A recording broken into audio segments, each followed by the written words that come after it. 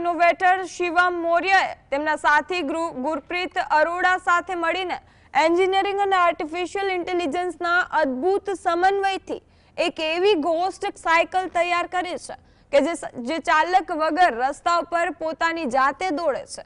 આ સાયકલની સૌથી રોમાંચક વિશેષતા તેનું એનિમેટેડ પેડલિંગ મિકેનિઝમ છે, જે જોનારાઓને એવો ભ્રમ કરાવે છે કે જાણે કોઈ અદ્રશ્ય શક્તિ તેને ચલાવી રહી હોય।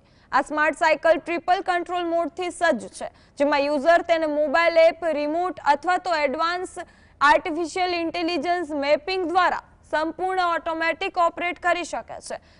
કોડિંગ દ્વારા રસ્તાઓને ઓળખીને વળાંક લેવાની ક્ષમતા આ સાયકલ ધરાવે છે। શિવમ મૌર્યને મતે આ ટેકનિકનો ઉપયોગ ભવિષ્યમાં કોન્ટેક્ટલેસ ડિલિવરી, કેમ્પસ સિક્યુરિટી અને પ્રદૂષણ મુક્ત ટ્રાન્સપોર્ટ માટે કરી શકાય છે। स्टडी किया गया है कि एक इंसान का पैर किस तरीके से साइकिल पेडल मारता है, उस चीज़ को स्टडी करके हमने ये पूरा लेग मैकेनिज्म बनाया है।